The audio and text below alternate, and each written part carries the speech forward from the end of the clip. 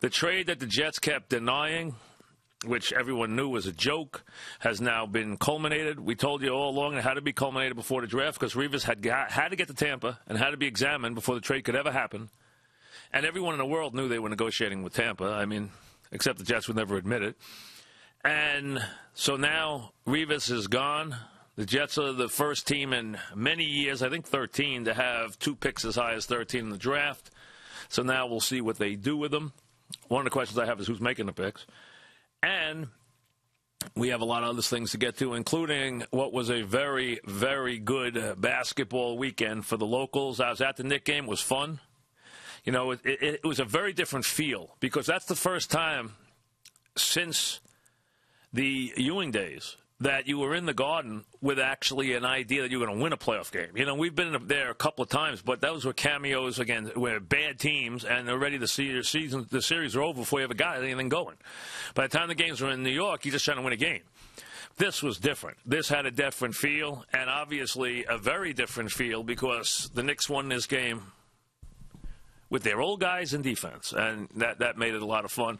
So we'll talk about that. P.J. Carlissimo will join us as the Nets get ready for Game 2. They played as well as they humanly could against the Bulls in Game 1. And if the Bulls have any health at all, you know they will be back in this series. They're a very proud, well-coached group. So we'll talk to P.J. about that.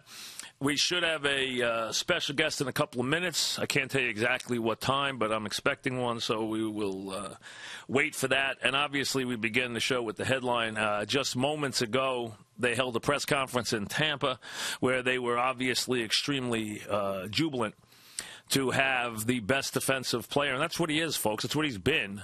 That's what he was every day that he was a Jet, the best defensive player in the NFL. Now, you're going to say he's damaged goods? Well, we'll see. But the Jets made the only trade they could make because they had a injured player looking for a lot of money. It was a bad situation from their standpoint. They didn't have a lot of places to go, and they did not get fair value for the player. That's the bottom line here, okay?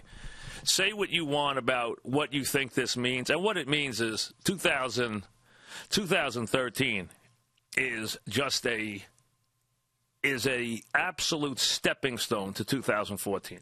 2013 to the Jets is what 2013 is to the Mets, a way to get to 2014. That's all it is. Pray something falls into place and a couple of things break right. And the Jets most likely are not going to have a Harvey to salvage their season. Because, let's be honest, the Mets season early has been completely salvaged by Harvey and Buck. They have completely saved what otherwise would have been a disastrous start. And they've made it more than acceptable. They made it okay. If not just great when those two are either in the box or on the mound. They have been sensational. Throw in Duda, who has one of the highest OPSs in baseball. The other day, 2 to 3 guys who were leading the baseball in OPS were Hafner and Duda, believe it or not, per at bat, which is amazing. So, I mean, that makes it a very strange start.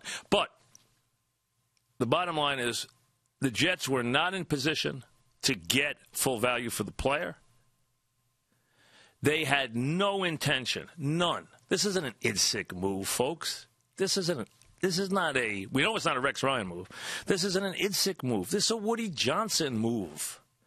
Woody Johnson had no intention of ever paying Revis. Ever. He got his marching orders. Idsick got his marching orders when he got here. You're keeping Rex Ryan. You're trading Darrelle Revis. Case closed. That was before he took the job. That came with the keys to his office. You're keeping Rex. You're trading Revis. Case closed. That's it. It's a Woody move. This is a get rid of the money move.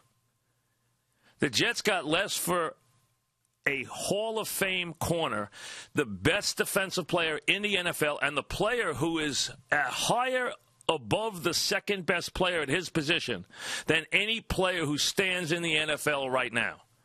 Take a quarterback, the gap is smaller. Take a wide receiver, the gap is smaller. Take a tackle, the gap is smaller. The biggest gap is Revis to the next corner in the entire league.